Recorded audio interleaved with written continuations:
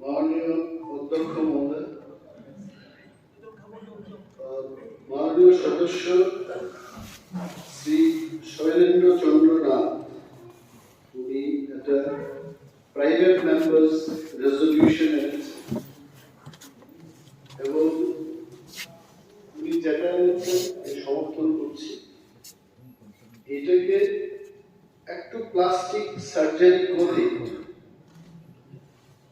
আর একটা কায়দায় জাস্ট নাকটা একটু লম্বা ছিল, সেটা একটু কেটে ইমপ্লান্ট করে দেখানোর চেষ্টা হয়েছে এবং প্লাস্টিক সার্জারি করে এটার একটা পয়েন্ট পেয়েছি। অলমোস্ট সেম সীতা ও গীতা ফিল্মে দেখেছি, সীতাও হেমা মালিনী, গীতাও Hema Malini, it is almost this. দুইটা রিজলিউশনকে আমি সমর্থন করছি। বর্মন আমাদের অনারেবল এমএলএ যখন বক্তৃতা করছিলেন অনেকটাই ভালো লাগলো, অনেকগুলো বিষয় আমি জানলাম।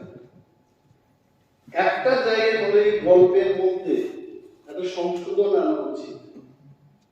আসলে পরিষদীয় মন্ত্রী বোলিং করছিলেন, কারণ উনি প্রথম বলেছেন, তারপর আমি এসে ময়দানের বাইরে সিক্সার মেরেছি, একদম বাইরে।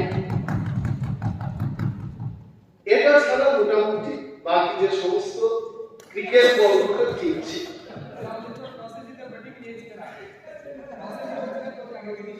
আরো একটা জিনিস হলো যে এই যে কমিউনিস্ট, বীর সাভারকার, তারপর বিজেপির আইডিওলজি, কমিউনিস্টরা কোথায় ছিল, এই আলোচনার ফাঁকে কিন্তু ত্রিপুরা রাজ্যের দেখা ফিনিশ। আমি জানি না এই হাউসের মধ্যে ওই গ্রাম্য বাংলায় একটা কথা আছে, কি বলে এটা, পাতা পুতা ঘষাঘষি মসজিদের কাম শেষ। এই ব্যাকআপের অবস্থা শেষ। মাই focus is on the backup.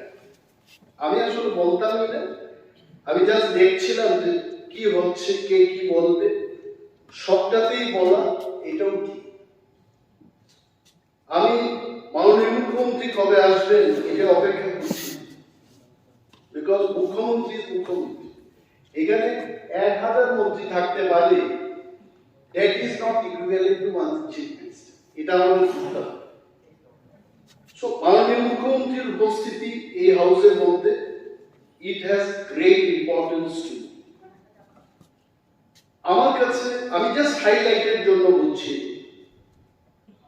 মাননীয় মুখ্যমন্ত্রীর কাছে আবারও আমি এটা বলছি যে আমাদের মিউজিক কলেজ, ত্রিপুরার যে একটা মিউজিক কলেজ আছে যার নাম শচীন দেববর্মন সরকারি সঙ্গীত মহাবিদ্যালয়, উত্তর পূর্বাঞ্চলের একমাত্র সঙ্গীত মহাবিদ্যালয় এবং এর অনেক নাম ছিল, সুনাম ছিল। বর্তমানে আমার মনে হচ্ছে এটা ধীরে ধীরে এটার যে সুনাম, এটা আমি বলছি না যে শেষ হয়ে যাচ্ছে, আমাদের এখানে নজর দেওয়া উচিত। 2008 সালে 24 সালে কি হয়েছে, ফাইন্যান্স ডিপার্টমেন্টের অনুমোদনের জন্য প্রায় আমাদের মিউজিক কলেজ থেকে মোর দেন 1000 স্টুডেন্টস তারা সেখান থেকে ডিগ্রি লাভ করে, অনেকে নেট, পিএইচডি ইত্যাদি আরো বেশি ডিগ্রি লাভ করে তারা বসে আছে। আমি যতটুকু জানি, খবর নিয়েছি, আরটিআই করেছি, অ্যাসিস্ট্যান্ট প্রফেসর পোস্টে 5 নাম্বারস এখন শূন্য পদ আছে। ডাইরেক্ট রিক্রুটমেন্ট ইনস্ট্রাক্টরের শূন্য পদ 12টি। এবং রাজ্যে জানেন যে এই নেট, পিএইচডি করা, আমিও করতে পারি। I had a big dream of doing PhD. এককালে যেমন আপনি ডেন্টাল সার্জারিতে ডিগ্রি এবং মাস্টার ডিগ্রি করে ডক্টর লিখছেন, আমার ইচ্ছা ছিল যে আমার নামের আগে কোনদিন ডক্টর অনিমেল দেববর্মা লিখব পিএইচডি করি, কিন্তু পারলাম না, সেটা আর হবেও না। এবং নেট পিএইচডি করে সঙ্গীত এই বিষয়টি নিয়ে more than 50 students are there in Tripura. এবং এই শচীন দেববর্মন সঙ্গীত মহাবিদ্যালয়ে, you will be surprised, honorable CM, যে মাত্র 3 জন অ্যাসিস্ট্যান্ট প্রফেসর দিয়ে এই কলেজের পঠন পাঠন হচ্ছে। পঠন পাঠন মানে কি? সঙ্গীত কিভাবে গাইতে হয়, কিভাবে আমাদের মাননীয় সদস্য কিশোর বর্মন বলছিলেন, সেও গান করে, কিন্তু classically he is not train. আমার সামনে একজন মাননীয় মন্ত্রীও গান করে, বাউলের গান করে, উনিও কিন্তু ক্লাসিক্যালি ট্রেন না। সেদিন বাউল সঙ্গীত নিয়ে উনিও বলেছেন যে পিঠা খাইবা করে কিছু কইতে পারতাম না, something like that he said. তো আমরা কেউই, আমি অন্তত I am also not classically train, কিন্তু বাথরুমে ঢুকে গেলে আমিও মোটামুটি কিশোর বর্মন, আমাদের অনারেবল এমএন এর মতো কিছুটা চেষ্টা করি, কিন্তু বাউলটা আমি পারি না। ইয়েস। তো এইখানে তাতে কি হচ্ছে, গেস্ট ফ্যাকাল্টি 25 জন নিয়ে কলেজটা চলছে, 25 গেস্ট লেকচারার, যাদেরকে তাকে দৈনিক 500 টাকা করে সাম্মানিক অর্থাৎ অনারিয়াম দেওয়া হচ্ছে। এবং আমি জিজ্ঞেস করেছি আপনারা কয়টা ক্লাস পাচ্ছেন, বলছে আমাদের আর কত, অ্যারাউন্ড সে 10 থেকে 12টা ক্লাস পাই এভরি মান্থ। তাহলে 5,000-6,000 টাকা এই পিএইচডি করা কোয়ালিফাইড মিউজিশিয়ানরা বা মিউজিক ডিগ্রি নিয়ে যারা বসে আছেন তারা 6,000 টাকা রোজগার করছে। And in this house, in front of all the honorable ministers and honorable members, and বলছি যে এদের 60% এই সঙ্গীত নিয়ে যারা পড়াশোনা করেছেন তাদের বয়স প্রায় উত্তীর্ণ হওয়ার পথে, because government is not recruiting them. আমার দাবি এটা, I have nothing to demand, but they told me আপনি হাউসে ডিমান্ড করুন, যেহেতু সরকার আমাদেরকে এই বছর বা গত বছর চাকরি দিতে পারেনি, তাদের বয়সের যে মেয়াদটা আরো 5 বছর বৃদ্ধি করা। By then you can take the decision to recruit them. যা শূন্যপদ আছে এখানে রিক্রুট করার ব্যবস্থা করুন। আরো একটা চিঠি পেলাম, যেটা আমার উদ্দেশ্য নয়, এটা মাননীয় মুখ্যমন্ত্রীর উদ্দেশ্যে, আমাদের রাজ্যের বঞ্চিত কিছু, জাস্ট টু হাইলাইট, 30 বছর ধরে family welfare and preventive medicine ডিপার্টমেন্টে কাজ করছে আমাদের কিছু সংখ্যক কর্মচারী, যদিও এটা শূন্য পদের ব্যাপার।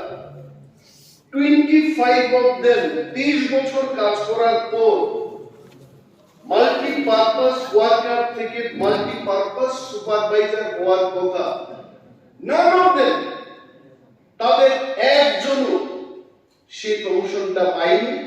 এবং I have a copy of that letter, that application, that plea, যারা বঞ্চিত মাননীয় মুখ্যমন্ত্রীর উদ্দেশ্যে তারা লিখেছে, এবং তার একটা কপি আমার কাছে আছে।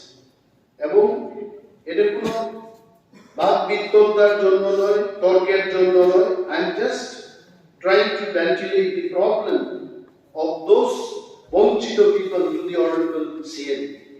আমি আবারও রিপিট করছি, আমি ধন্যবাদ জানাই মাননীয় অধ্যক্ষ মহোদয়কে, আপনি আমাকে বাঁচিয়েছেন আজকে। Really, I am telling you, I am so thankful to you. যে এসপিজিটি ব্যাকার টেট 1 টেট 2 তারা কি বলছে জানেন? আমি এই বাইরে গেলাম, আমি বললাম দেখো ভাই, বিধানসভার যে রীতিনীতি আছে, তারা বলছে আপনি টেট 1 টেট 2 কে নিয়ে জিজ্ঞেস করেছেন, মাননীয় মুখ্যমন্ত্রী মহোদয় বলেননি যে কবে নাগাদ আমাদের অফারটা ছাড়বেন। আমি বললাম আমার যা জিজ্ঞেস করা আমি তো করেছি, এখন চাকরি নিয়ে ওনার কাছে যাবে না? There is a system, there is a policy. আমি জানি আমাদের রাজ্যের হাজারো বেকার যারা পরীক্ষা দিয়েছে এসটিজিটি, টেট 1, টেট 2, তারা লাইভ টেলিকাস্ট দেখছে। আমি ক্ষমা চাই আপনাদের কাছে, আমি তো জিজ্ঞেস করছি, সরকারকে জিজ্ঞেস করছি, মাননীয় মন্ত্রী মহোদয়কে জিজ্ঞেস করছি যে এইগুলো আমার কিটা হচ্ছে, যেহেতু শূন্য পদের ব্যাপারটা এসছে, don't try to create new things. 50,000 দেবেন না 500 জন দেবেন, হয়তোবা সেই সময় আমিও শুনেছি 2018 সালে মিস কলেজ যে ব্যাপারটা, তখন একটা বামপন্থীদের হারানোর একটা স্ট্র্যাটেজি হতে পারে, হারিয়েছে, এখন একটা নতুন স্ট্র্যাটেজি হবে। তবে যাহাই হোক 50,000 যদি নাও হয়ে থাকে, হোয়াট এভার ভ্যাকেন্সি আছে জাস্ট ফিল ইট আপ, দেখা যাবে তারপরে কি হয়। আর 50,000 চাকরি দেওয়া, আই ডোন্ট নো, আমি এই মন্ত্রী হাউসে বলবো, আমাকে যদি বছরে 50,000 চাকরি দেওয়ার নাম করে কেউ মন্ত্রী বানায়, আমি বলবো এই মন্ত্রীতে আমার দরকার নেই, কারণ রাখবো না। এক বছরে কেন কি সরকারি চাকরি 50,000 কি করে দেব, আমি দিতে পারবো। So what I am trying to say, these are all political debate. আমার এক প্রফেসর আমাকে বলেছেন একদিন, উনি ম্যাথমেটিক্সের প্রফেসর, বিহার থেকে, ডক্টর টিকে যা, আমাকে বলেছে, আমার মনে আছে এখন, লোক তুমি অঙ্ককে পলিটিক্স মনে করবে না। ইট ওয়াজ ইন ইয়ার 1988 এর কথা বলছি, যে যখন দুইজন পলিটিশিয়ান ডিবেট করবে, you will feel both of them are correct, but in mathematics only one person will be correct. একটা জিনিসের উপর দুইজন ব্যক্তি 0 and 1 cannot be same, either it is 1 or it is 0, either it is true or false. তো এখানে আমরা যা তর্কযুদ্ধ করলাম, এই ফিলোসফি নিয়ে বামেদের যা ব্যর্থতা আছে, এটাকে আপনারা পূরণ করবেন, রাজ্যের বেকারদের স্বপ্নকে আপনারা পূরণ করবেন, এই আশা আমারও আছে। আমাদের অল এমএলএস আমরা এই আশা নিয়ে বিধানসভায় আসি। এবং আরো একটা জিনিস শেষ করছি, I don't need to be given rolling, but I am finishing it. আজকে এখানে গুজরাট থেকে বাইরে লোক যাচ্ছে কাজ করতে, what is the problem? Gujarat থেকে যদি doctor, engineer, I have no problem. তারা একটা মহাদেশ পেরিয়ে যদি তার পয়সা রোজগার করতে পারে, no problem. But the point is, আমাদের এই রাজ্যে অনেক বেকার হায়দ্রাবাদ, ব্যাঙ্গালোর, পুনেতে কাজ করছে। আমি খবর নিয়ে দেখি, কি কাজ করছো তোমরা? বলছে রেস্টুরেন্টে টেবিল পরিষ্কার করছি, বা সার্ভিস ইন্ডাস্ট্রিতে আছে। এগুলো তো নন স্কিল। আপনারা চেষ্টা করবেন, সরকার, কেন্দ্রীয় সরকার এবং রাজ্য সরকার, কেন্দ্রীয় সরকারটা হচ্ছে বড় ইঞ্জিন, ত্রিপুরার সরকারটা হচ্ছে অল্প ছোট ইঞ্জিন। দুইটি ইঞ্জিনকে মিলে আপনারা দেখবেন যে আমাদের নন স্কিল যারা ওয়ার্কফোর্স ত্রিপুরার বাইরে বেরিয়ে গেছে, কাজ করছে, 6,000 টাকা 10,000 টাকা দিয়ে কাজ করছে, তাদেরকে ফেরানো যায় কিনা এই চেষ্টাটুকু আপনারা। আর বিশেষ কিছু না বলে সার্ভেটা পুড়িয়ে দেখুন, এটা আমার কথা না, please do something to bring them back.